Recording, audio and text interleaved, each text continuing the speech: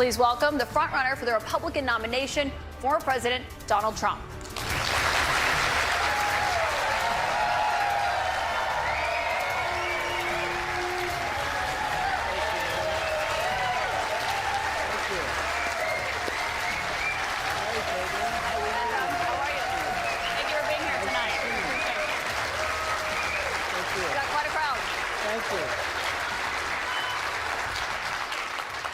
I think it's a very sad thing, frankly, for the world, because if you look at what's gone to our country has gone to hell. Our borders are bad. Our military has been bad. You look at the taxes, you look at inflation, what's happened to inflation, it's just destroying our country. We've really become, in many ways, a third world country. And it's very sad what's happened in this administration. And it's something that will turn around on day one. We were energy independent. Now energy is at a level that we've never had to pay before. Nobody can afford to continue to pay what's happening with energy. But we were energy independent. We were getting out of Afghanistan with strength and with dignity. And instead we got out, we looked like fools, probably the most embarrassing moment in the history of our country. We have a lot of questions about the economy and foreign policy tonight. I was just saying there's no evidence of that election fraud. You did once tweet. You're supposed to say that, but I'm glad you say that. But look, that was a horrible election. That was a horrible election. And unless somebody's very stupid, and I know you very well, you're not stupid at all, but you perhaps are given an agenda or you have an agenda. Do you have any regrets about your actions on January 6th? Well, January 6th was, again, we go back to it, but January 6th had to do with the fact that hundreds of thousands of people, and you don't see the pictures very often.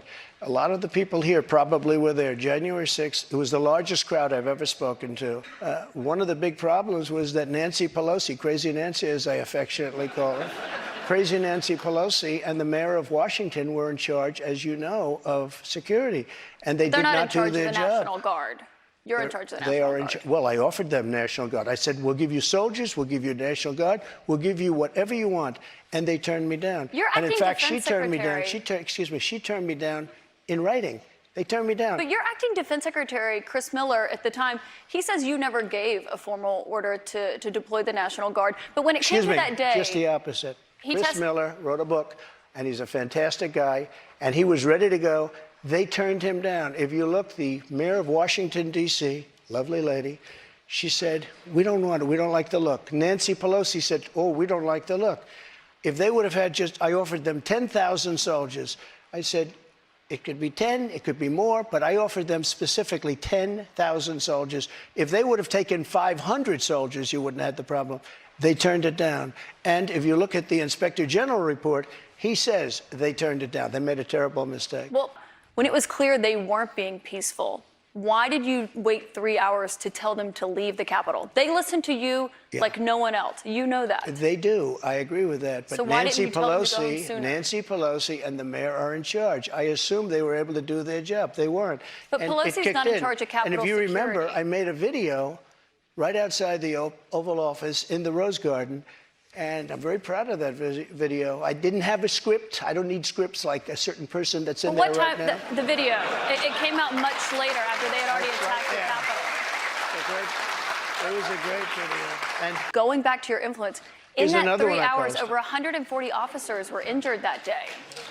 And a person named Ashley Babbitt was killed. Yes. You know what? She was killed, and she shouldn't have been killed. And that thug that killed her, there was no reason to shoot her. At blank range, cold blank range, they shot her, and she was a good person. She was a patriot. There was no reason. And he went on television to brag about the fact that he killed her. The officer was not bragging about the fact that he killed her, but one person who was at the Capitol that day. But the lawyers were wrong, because right after the election, they all met, the rhinos and the Democrats, and they worked out a plan to make sure that future vice presidents don't do what I said you could do. That's not what happened. You're referring to the Electoral Count Act. I've read that. There is no authority. Legal experts, including Republican legal experts, say that he does not have that authority, Mr. President. But I want to move on. Why did they change the law then, saying that you can't do it? They didn't change the law. They strengthened the law because they were worried about presidents exploiting. They strengthened it, meaning you could do it. Thank you. That's not what it means. Thank you. Thank you for coming, Mr. President. Thank you, Wayne. My question to you is, will you pardon the January 6th rioters who were convicted of federal offenses? I am inclined to pardon many of them. I can't say for every single one, because a couple of them probably they got out of control. But, you know, when you look at Antifa, what they've done to Portland, and if you look at Antifa, look at what they've done to Minneapolis and so many other places. Look at what they did to Seattle and BLM. Many people were killed. These people, I'm not trying to justify anything, but you have two standards of justice in this country. And what they've done, and I love that question, because what they've done to so many people is nothing. And then what they've done to these people, they've persecuted these people. And yeah, my answer is I am most likely, if I get in, I will most likely, I would say it will be a large portion of them. You know, they did a very... Speaking of New York, I want to ask you about a significant verdict that was reached yesterday. I know this is something you want to weigh in on as well. A Manhattan jury found that you sexually abused the writer E. Jean Carroll and defamed her. You've denied this. But what do you say to voters who say it disqualifies you from being president? Well, there aren't too many of them, because my poll numbers just came out. They went up. Okay. I think I'm the only person in history who had a charge like that. And usually you leave office, you say, I'm sorry, but I'm going back home. I'm back home to my family and everything. I'm going to be resigned. My poll numbers went up, and they went up with the other fake charge, too. Because what's happening is they're doing this for election interference. This woman, I don't know her. I never met her. I have no idea who she is. I had a picture taken years ago with her and her husband, nice guy, John Johnson. He was a newscaster, very nice man. She called him an ape. Happens to be African-American. Called him an ape. The judge wouldn't allow us to put that in. Her dog or her cat was named Vagina. The judge wouldn't allow to put that in. All of these things. But with her, they could put in anything. Just so you understand. Ready? I never met this woman. I never saw this woman. This woman said, I met her at the front door of Bergdorf Goodman, which I rarely go into, other than for a couple of charities. I met her in the front door. She was about 60 years old, and this is like 22, 23 years ago. I met her in the front door of Bergdorf Goodman. I was immediately attracted to her, and she was immediately attracted to me. And we had this great chemistry. We're walking into a crowded department store. We had this great chemistry, and a few minutes later, we end up in a room, a dressing room of Bergdorf Goodman, right near the cash register. And then she found out there were locks on the door. So she said, I found one that was open. She found one. She learned this at trial. She found one that was open. What kind of a woman meets somebody and brings them up, and within minutes you're playing hanky-panky in a dressing room, okay? I don't know if she was married then or not. John Johnson, I feel sorry for you, John Johnson. Mr. President, can I think of it. I know you're recounting what she said, but Mr. President. But let me just, if I could, because you asked the question. This was a just jury, so you understand, though. if I was walking in at the, because I was very famous then, and I owned the Plaza Hotel right next door, and I owned buildings around it, I'm not going into a dressing room of a crowded department store. Then I say, if she was being raped, and by the way, they said she wasn't raped. Okay, that was her charge. She wasn't. They found that you sexually abused her. What? Say what? They did. They said he didn't rape her, and They did I not didn't say do that you anything did. else either. You know what? Because I have no idea who the hell she is. But Mr. President, I don't know who this woman can I is. ask you, given your recounting I your don't know version? who, and I tell you this. But Mr. Are President, you ready? can I swear ask on you my because- children, which I'd never do. I have no idea who this woman. This is a fake story, made up story. We had a horrible Clinton-appointed judge. He was horrible. He allowed her to put everything in. He allowed us to put nothing in. Mr. President, this is a you're fake recounting your version story. of events here right now to the audience. Do you wish that you had No, testified? it wouldn't have made a difference. This was a rigged deal. This was my lawyer said, sir, you don't have to do it. I actually said, I think I should. It would be respectful. They said, sir, don't do it. This is a fake story, and you don't want to give it credibility. That's why I didn't go. One thing you did do in this. And I swear, and I've never done that, and I swear to, I have no idea who the hell, she's a Mr. whack President, job. you did not testify in person. I said if you're famous and rich or whatever I said, but I said if you're a star, you are, and I said, women let you. I didn't say you grab, I said women let. You know, you didn't use that word, but if you look, women let you. Now, they said, will you take that back? I said, look, for 1,000,000 years, this is the way it's been. I want to be honest. This is the way it's been. I can take it back if you'd like to, but if you're a famous person, if you're a star, and I'm not referring to myself, I'm saying people that are famous, people that are you stars, were asked in the deposition, people do you that are consider rich, yourself to be a star, people and you that are said yes. powerful, they tend to do pretty well in a lot of different ways, okay? And you would like me to take that back? I can't take it back because it happens to be true. I said it's been true for 1 million years, approximately 1 million years, perhaps a little bit longer than that. So you stand by those comments? Well, I don't want to lie. Mr. President, we have a lot of questions. Here's what she wants Mr. me to say. President, let's get to the A rich and audience famous questions person tonight. has no advantage over anyone else. Well, you do have an advantage. And I say unfortunately, but that's the way it is. You said fortunately or unfortunately. Well, fortunately but Mr. or President, we have a lot unfortunately of for audience her. questions. My question is regarding the economy. Over the past 2 years, we have seen the prices for everything skyrocket. From food to gas to utilities and insurance costs, many people's bills are up several $100s a month, including mine. If elected president again, what is the first thing you would do to help bring down the cost to make things more affordable? Drill, baby, drill. You know what that means. So, we were energy independent. We were soon going to be energy dominant. And nobody had ever done what I did. We got oil down to $1.87. Actually, it fell lower than that in some cases. We had to save the oil companies. The price was getting so. We were doing incredibly. We had the greatest economy in the history of our country, probably the greatest economy in the history of the world. We were energy independent, soon to be energy dominant. We were going to be bigger than Russia and Saudi Arabia put together ×2. We have more liquid gold under our feet than any other nation, And these stupid fools ended it. And energy went from $1.87 and even lower for gasoline, for a car. They went from $1.87 to $5, $6, $7, $8, and even $9. And your electricity bills went through the roof, your heating bills went through the roof. And that's what started inflation. And it hasn't stopped because people are paying now for bacon and for eggs and for the 2 and 3 times what it was just a little while ago. We created the greatest economy in history. A big part of that economy was got you the biggest tax cuts in the history of our country, bigger than the Reagan cuts, bigger than any cut. And also, Caitlin, as you know, we got the biggest regulation and regulatory cuts. This place was rocking, and then we were given a gift from China, and China paid a big price. And let me tell you something. I took in hundreds of billions of dollars in taxes from China, but prior to COVID coming in, and then I rebuilt the economy again, a second time.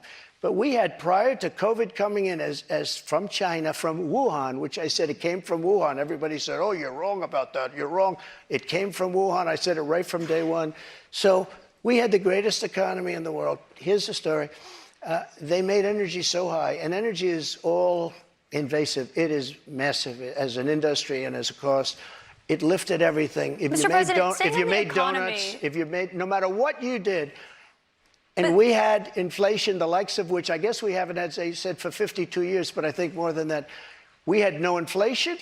We had the lowest energy prices we've had in decades. This country was rocking and rolling. And by the way, we had the most secure border in the history of our country. Mr. President, we we have more questions on the economy. I want to make sure we get to all of those. Such an important question. So we're at $33 trillion, a number that nobody ever thought possible. When we had our economy rocking and rolling just prior to COVID coming in, like literally, we were making a fortune. And oil, we were going to make so much money from oil, we were going to start paying off debt. But then with COVID coming in, we had to do other things. We had to keep this country alive because it was so serious. But we have to get the country back. We have to lower energy prices. We have to lower interest rates. Interest rates are through the roof.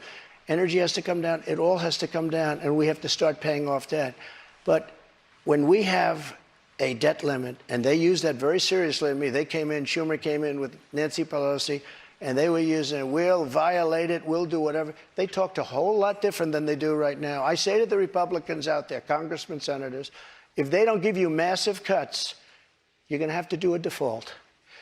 And I don't believe they're going to do a default because I think the Democrats will absolutely cave because you don't want to have that happen. But it's better than what we're doing right now because we're spending money like drunken sailors. So just to be clear, Mr. President, you think the U.S. should default if the White House does not agree to the spending cuts Republicans Well, are you might as well demanding? do it now because you'll do it later. Because we have to save this country. Our country is dying. Our country is being destroyed by stupid people, by very stupid people. You once said that using the debt ceiling as a negotiating wedge just could not happen. You said that when you were in the That's Oval when Office. I was president. So why is it different now that you're out of office? Because now I'm not president.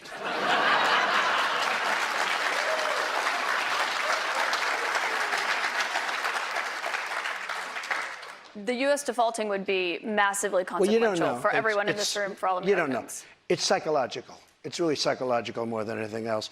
And it could be very bad. It could be maybe nothing. Maybe you have a bad week or a bad day. But look, you have to cut your costs. We're spending $7 trillion on, much of it on nonsense.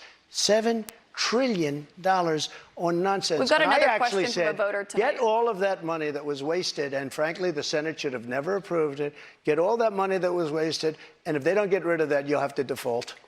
Okay? Mr. You'll have to President, default. we've got another voter here tonight. And by the way, you're going to default eventually anyway, but it's going to be much messier. I don't think you'll have to default. I think if the Republicans hold strong and they say let's say we want $5 trillion off, I really think the Democrats have no choice but to do it. And if I win, they're going to be doing the same thing to me in 2 years. I guarantee you that. Mr. President, they're we've going to got play a another very voter here hardball game, tonight. and they did that before. Bobby Patrice. But the fact that I was able to terminate Roe v. Wade after 50 years of trying, they worked for 50 years. I've never seen anything like it. They worked, and I was so honored to have done it. We are in a very good negotiating position right now, only because of what I was able to do. And remember this, again, you talk about radicalism. People that will kill a baby in the 9th month or the 8th month or the 7th month or after the baby is born, they're the radicals, not the pro-life I just want to people. give you one more chance, though, because you did not answer whether or not you'd sign a federal abortion ban Onto that. with your immigration. It was only about Okay, 52 can I miles of respond? new wall. This is what she does. I built hundreds of miles. Some of the wall was up there, and it would be laying on the ground, rusted, rotten steel, rusted, rotten wood, and what the radical left crazy Democrats did, if there's a piece of wood laying down, they consider that a wall. I built 30-foot walls that go down 7 feet into the ground. If there was a little piece of wood sitting in the ground, they said, oh, he's not building a wall. We already had a wall. Because this is the game. They're a party of disinformation. It's not a game, Mr. President. It's about 52 miles of new wall. One other immigration policy you I had built when you were in office. I built new wall. 52 miles for according hundreds of to miles. CBP, Mr. What I did is I President. replaced other wall that was laying down, that was up and rotting in the ground for 30 years. Some of it was steel that you couldn't even see. Mr. President, it was only steel. about 52 miles of new wall. But moving on, another immigration policy you had was the zero-tolerance immigration policy that separated families at the border. If you are reelected, are you ruling out instituting that?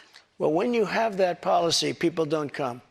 If the family hears that they're going to be separated, they love their family. They don't come.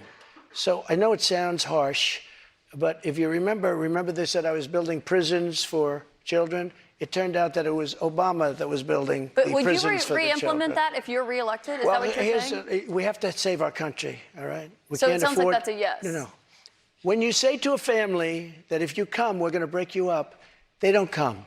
And we can't afford to have any more. Look at New York City. Look what's happening.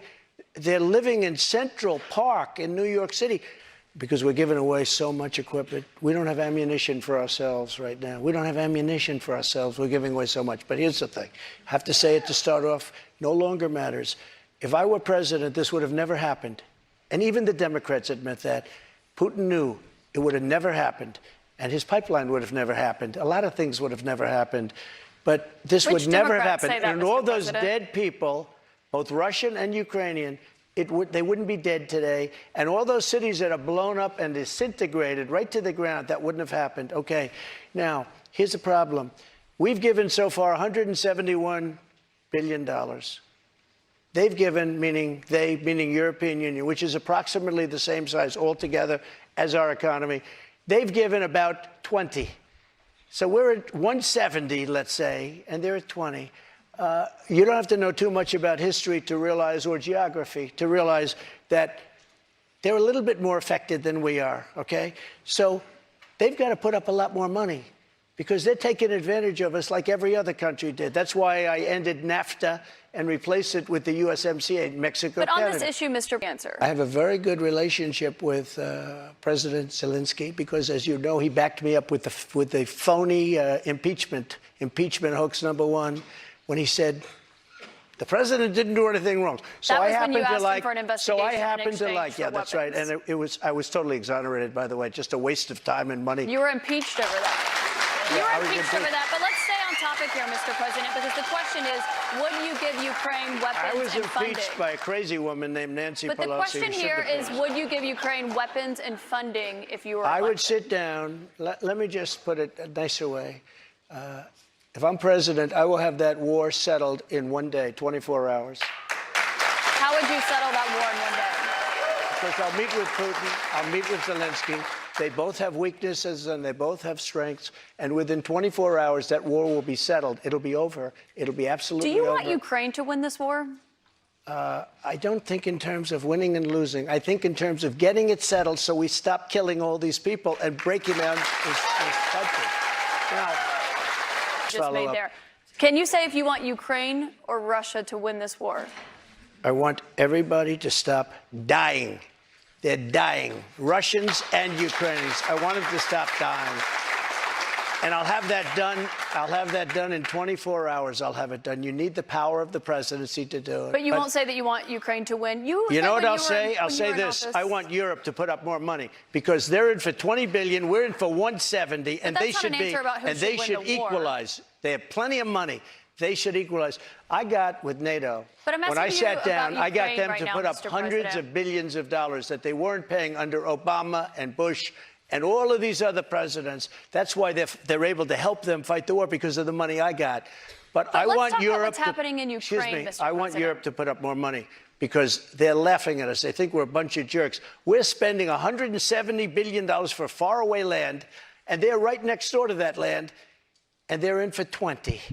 I don't think so. When it comes to what's happening there, when you were in office, you said that you respected President Putin. Do Yeah, you I do. still respect him today?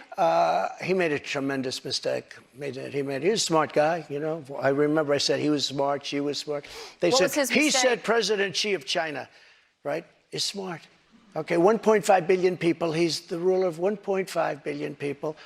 I said, yeah, he's a smart guy. How dare he say he's smart? Of course he's smart. They want you to say he's a stupid person. Okay, he's not a stupid person. He's very smart. He's very cunning. And Putin made a bad mistake, in my opinion. What was his mistake? His mistake was going in. He would have never gone in if I was president. We used to talk about it there. Do you believe that he is a war criminal? What? Do you believe that Putin is a war criminal? He's responsible for the deaths of thousands Well, of Ukrainian men and I think women it's and something that children. should not be discussed now. It should be discussed later. Because right now we have to get a war. If you say he's a war criminal, it's going to be a lot tougher to make a deal to get this thing stopped. Because if he's going to be a war criminal where people are going to go and grab him and execute him, he's going to fight a lot harder than he's fighting, you know, under the other circumstance. That's something to be discussed at a later date. Isn't it Right now, important we to want call to it get what that it war is? settled. And I'm not talking about the money either. I'm talking about all the lives that are being, the number of people being killed in that war is far greater than you're hearing. When they blow up a city and those buildings come pouring down and then they say 2 people were injured, no, hundreds and thousands of people are being killed. And we have to get that war settled. Can I tell you, just so you understand, the Presidential Records Act is not criminal. I took the documents. I'm allowed to. You know who else took them? Obama took them. Nixon took them. Obama did Reagan not take took them. documents. Oh, he didn't? The difference here that I'd like Take to a know, look. the Reagan National took Archives them. says that President Obama Even did Jimmy not Carter, take even Mike documents. Pence had some documents, and he's a You very referenced honorable Pence, guy. you referenced But you know who Biden. took them more than anybody is Joe Biden. He has 1,800 boxes. That's And not nobody accurate, even Mr. knows where President, they and you are. know that. 1,800, and nobody talks about him. Mr. President, And they that's not accurate. put a rough guy on us, and they. In the I think meantime, it's they have important, Mr. nobody. President, to actually set the record straight here. They took documents, including President or Vice President Pence. When they realized they had documents, they turned them back over. The difference is that you waited to turn yours over, and it was Excuse a year me. and a half effort that included a subpoena with those documents. One question about what happened when you had those documents. It included a raid on my house. That's what it included. But you'd gotten a subpoena and they had not been turned over yet. They didn't raid Biden's house. You know what happened? They put him in the house. That's the one with the Corvette where the documents were laying all over the floor. That was fine. And you know who happens to be at Mar-a-Lago? Secret Service, and they're phenomenal. I have Secret Service. He didn't have Secret Service. The other thing, the vice president cannot declassify. He didn't have the right to declassify. He has documents from when he was a senator. And even Democrat senators say, I can't believe it. No, I went by the Presidential Records Act. That's not and what we the were Presidential negotiating Records with Act NARA. says. That's not what it says, and Mr. NARA President. has red flagged a thing called the Constitution of the United States and the Bill of Rights because they consider them Mr. dangerous President, that's documents. not what it Those says, are the people we're dealing with. and I should note that there is a special counsel investigating your document situation, also President Biden's document situation. When it comes to your documents, did you ever show those classified documents to anyone? Not really. I would have the right to. By the way, they were declassified What do you mean, not really? after. Not that I can think of. Let me just tell you, I have the absolute right to do whatever I want with them. I have the right. I was negotiating with NARA. Do you know what NARA is? The National Archives. Extremely left group of people. Extremely left. And I was negotiating with them. All of a sudden, they raided my house. They didn't raid the house of Joe Biden. They didn't raid Obama. But Joe Biden didn't ignore a subpoena to get those documents back like you did. And so took that's the question. 1,850 boxes. But that's the return. Are you ready? Are you ready? Can I talk? Yeah, what's the mind? answer? Do you mind? I would like for you to answer the question. Okay, it's very simple to answer. That's why I asked it. It's very simple to. You're a nasty person, I'll tell you. Can you answer why you held on to the documents? I was negotiating, and we were talking to NARA, that's Washington, to bring whatever they want. They can have whatever they want. When we left Washington, we had the boxes lined up on the sidewalk outside for everybody. People are taking pictures of them. Everybody knew we were taking those boxes. And the GSA, the government service, the GSA was the one taking them. They brought them down to Mar-a-Lago. We were negotiating with NARA. All of a sudden, they raid our house. When Biden had his documents, he won't give back the 1,850 boxes.